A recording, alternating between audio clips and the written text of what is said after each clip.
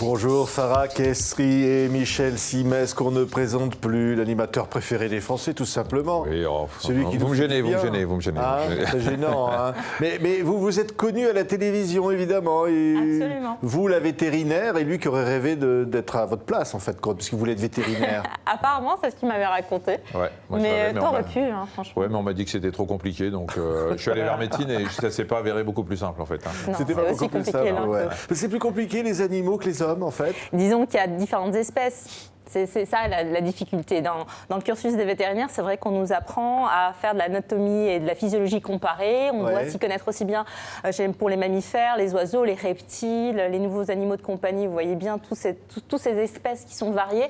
Et on doit pouvoir reconnaître les signes qui vont justement nous indiquer s'il y a une maladie et comment on va les soulager. Ouais. Alors moi, j'ai trouvé un drôle d'animal qui est dans ce livre. Hein, il s'appelle Michel Simès. C'est un petit personnage comme ça qui se mélange avec les animaux et qui... finalement, il vit un peu comme les animaux, hein. C'est ça. Hein. L'idée de l'avatar, effectivement, je suis un peu dessiné. C'est un avatar. On l'a mis un peu dans différentes situations. Je suis pas très beau, mais t'es gentil.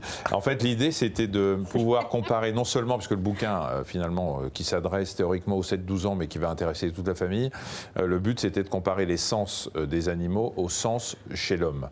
Et parfois, le petit avatar dit, si on avait les yeux aussi gros que tel animal, chez nous, en proportion, ça représenterait des ballons de basket. Oui, ça représenterait par exemple une libellule, Michel, avec les yeux d'une libellule, voilà. Ça vous ferait une tête... Avec des ballons de basket. Donc voilà, l'idée, elle est là, elle est de pouvoir comparer ce que serait chez nous le sens dont on parle, comparé à celui de certains animaux. Oui, si on avait les oreilles d'un âne, on voit un âne derrière. Voilà. Hein. Et on a représenté, vous voyez le petit avatar de Michel, on l'a représenté avec des poils à l'intérieur des oreilles. Ce qui n'est pas le cas dans la vie normale. Hein. Dans la vie normale, avec l'âge.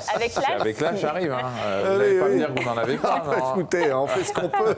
Mais chez les ânes, il y a certains, vous allez voir que dans le livre, il y a les poils qui sont représentés vers l'intérieur, c'est pour protéger les oreilles. Simplement, ça fait un filtre de poussière et ça permet aussi de protéger contre certaines ondes sonores. Donc c'est vraiment, chaque détail a une signification et une raison d'être dans les espèces animales. C'est ça qui est fou. Alors Michel, on apprend par exemple que selon la place des yeux, un animal est destiné à chasser un prédateur ou à être, j'allais dire, dévoré. Oui, alors il y a les proies et il y a les prédateurs. Et moi j'ai appris ça, parce que ça c'est la partie de Farah, tout ce qui concerne les animaux.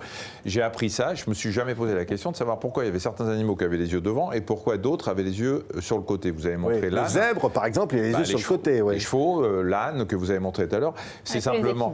tous les animaux finalement qui risquent de devenir une proie ont besoin de voir tout leur environnement pratiquement à 360 degrés pour pouvoir voir le prédateur qui va arriver. Alors que le prédateur, il a besoin de quoi? De voir juste devant lui pour voir la proie. Par exemple, le tigre, le lion, il a les yeux en face droit, pour voir. Nous sommes des prédateurs, nous avons les yeux en face. Oui, alors ce qui est notre pire prédateur, il faut l'admettre. Oui, alors il y en a qui sont bien lotis. Et d'ailleurs, vous dites dans le livre que les hommes ne sont pas plus mal lotis parce que quand même on se débrouille. Non, on est très bien. On est vraiment dans toutes les. Si on regarde tous les sens, on est assez bon dans chaque sens. Et c'est vrai que c'est celui de la vision qui prédomine les autres. Mais si jamais on est privé d'un sens ou d'un autre, par exemple si on devient aveugle, c'est l'audition, le toucher qui vont prendre le relais et notre cerveau va s'adapter et va compenser. Moi je trouve ça fascinant ce bouquin, Michel. Merci, on apprend, alors évidemment il y a la vue, il y a l'ouïe, il y a le toucher aussi. Quelque part, évidemment il y a ceux qui ont des grands nez, il y a ceux qui ont des grandes pattes. Ces animaux sont fantastiques. On prend souvent un exemple qui est comment il s'appelle, la taupe à la queue glabre. Non, oui, Michel préfère celui-ci et moi je préfère la taupe au nez étoilé. Voilà. Explique la taupe au nez étoilé, j'expliquerai la queue glabre. C'est lui qui a un nez en forme d'étoile, à 22 tentacules. Et en fait, on penserait que ce sont 22 tentacules qui sont autour des narines.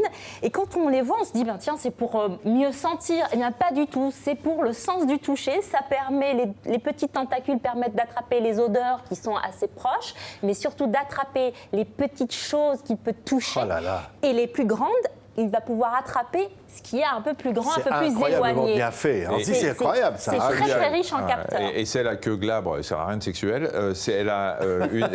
Comme elle est aveugle, la taupe, puisqu'elle voit rien, il fait nuit. Donc Elle vit en souterrain aussi. en souterrain, non, mais c'est pour ça, c'est parce qu'elle vit dans un milieu très obscur. Donc elle a deux narines qui ont chacune une fonction différente, c'est-à-dire qu'elle va sentir avec la narine gauche qui va arriver de gauche, donc elle va savoir s'il y a à manger à gauche ou à droite. Et nous, parce que Farah, elle cherchait aussi des exemples humains, elle a trouvé une étude qui montrait que finalement, peut-être que nous avons aussi une narine gauche et une narine droite qui n'ont pas la même fonction. La droite nous permettrait de sentir une émotion avec une odeur, j'aime, j'aime pas, et la narine gauche permettrait de mettre un mot sur l'odeur. Donc on aurait presque, nous aussi, si cette étude se vérifie, deux narines qui ont deux fonctions C'est incroyable, différentes. hein, incroyable ce qu'on apprend. On Sentir en stéréo, c'est quand même pas mal. Ouais, voilà, les animaux arrivent à bouger les oreilles. On apprend d'ailleurs que l'homme pourrait, mais il a un muscle qui s'est rétréci, il n'arrive plus à bouger l'oreille. C'est un vestige, ouais, c'est un vestige Un du vestige, muscle. ouais. Alors, il y a des- C'est dommage d'ailleurs, ce serait joli d'avoir les oreilles qui bougent. Vous connaissez forcément des gens qui ont les oreilles qui bougent. Les gens qui nous regardent là, il y en a qui arrivent à bouger les oreilles parce que le muscle... Vous arrivez, vous, Michel? On le sent un Non. petit peu. Non. Moi, j'arrive un tout petit peu, mais on le sent, mais c'est plus les muscles de la face. Ouais, Faut l'admettre. voilà, c'est des muscles qui sont sous forme de vestiges chez la plupart, et chez certains, ils arrivent à bouger les oreilles. Ah oui, alors, par exemple, Ça n'a pas grand intérêt, non Ouais. Non, Non, non. mais Mais ça chez dit. chez les animaux, si vous prenez le chien ou le chat, par exemple, ils vont pouvoir orienter leurs oreilles dans différentes directions pour pouvoir justement entendre d'où provient leur proie ou d'où provient Ouais. le danger.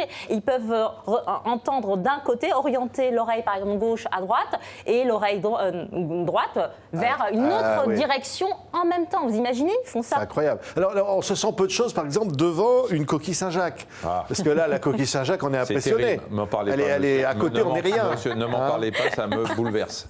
Aujourd'hui, On va plus manger. c'est la saison des coquilles Saint-Jacques en Oui. ce moment. À chaque fois que je vois une coquille Saint-Jacques, j'ai l'impression qu'elle me regarde. Elle a, mais elle vous regarde, ça, c'est elle a sûr, hein. 220 petits yeux. D'un Vous vous rendez millimètre.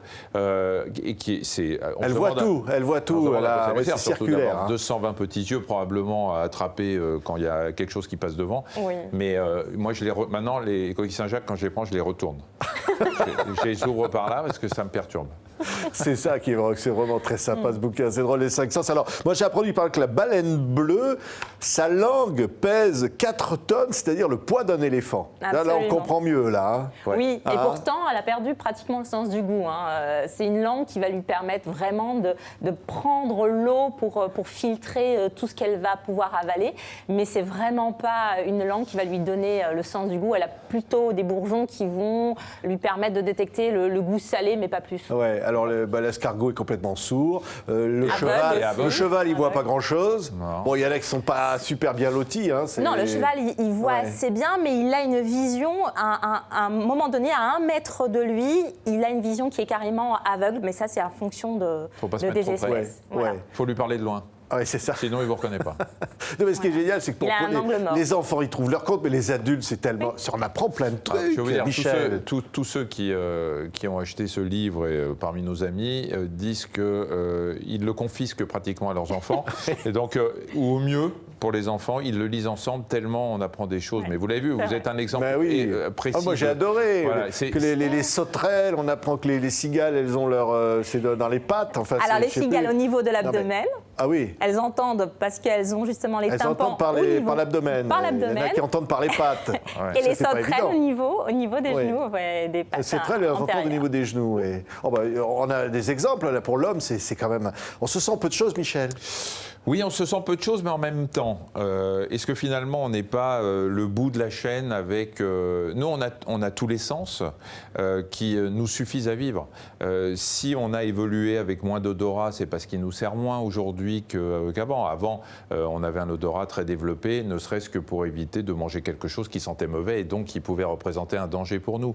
Aujourd'hui, vous regardez la date de péremption, vous avez plus besoin de vos yeux pour... que Les animaux, ils n'ont pas la date de ils n'ont péremption pas la quand date ils de mangent. hein. péremption. Non, mais Ouais. ils ont un super odorat et un Ouais. bon goût. L'audition nous nous permet aujourd'hui d'entendre l'interlocuteur, pas de faire attention aux dangers. Enfin, c'est moins, disons, parce que bien évidemment, si vous traversez une rue, c'est intéressant d'entendre la voiture. Mais on a des sens qui se sont développés en fonction de nos besoins et pas plus. Et c'est ça qui est intéressant, c'est que finalement, l'homme, c'est un condensé de tous les animaux qu'il y a dans ce bouquin et que finalement, on s'en sort pas si mal. Ouais, on s'en sort pas mal. Hein. Puis alors, quand on lit ça, le gosse, il va rêver, il va se dire, ah bah tiens, si j'avais les yeux d'un chat, je verrais pas les mêmes couleurs, je verrais pas le monde. Je pourrais voir ça serait beaucoup plus mieux la large, nuit. je verrais mieux. Ouais, la nuit, ils ont besoin de 6 fois moins de lumière que nous, les chats, tous les félins. Ouais, et si on avait les yeux d'un hibou, il serait énorme. Oui, Tous ces animaux qui voient la nuit, mais bon. Enfin, si vous avez La une vision ou d'une chouette, vous tournez la tête en plus pour aller voir derrière. Vous savez pas faire ça. Non, ça c'est très dur. Ça, c'est un truc de dingue. Mais ça sera notre prochain livre, ça. Ouais. Ouais. On va On en a expliquer plein ça. encore. Ah oui, bah parce que là, c'est les 5 sens, mais il va y en avoir d'autres, parce que là, c'est que le début d'une grande collection. On va hein. faire la Pas si reproduction, la bête. sexualité des animaux, plein d'idées. Je t'expliquerai. Et alors Je raconterai des choses. et là, sur l'album sur la reproduction avec l'avatar de Michel, Ah, ça je va être sais quelque pas chose. si hein. on Là, va on faire prendra un avatar. l'avatar de Farah. Voilà. Je suis pas d'accord, on en discutera après. Merci à tous les Merci deux. à vous. Merci Farah Ghesky, merci Merci Michel à vous. Simès. Même pas bête, les 5 sens. C'est publié chez Glénat. C'est formidable pour vos enfants, pour vous, enfin pour tout le monde. Merci, Merci on est à tous vous. des animaux, mais voilà, on fait ce qu'on peut. On est hein. des animaux un peu particuliers et on a la responsabilité de protéger les autres espèces. Merci. Merci.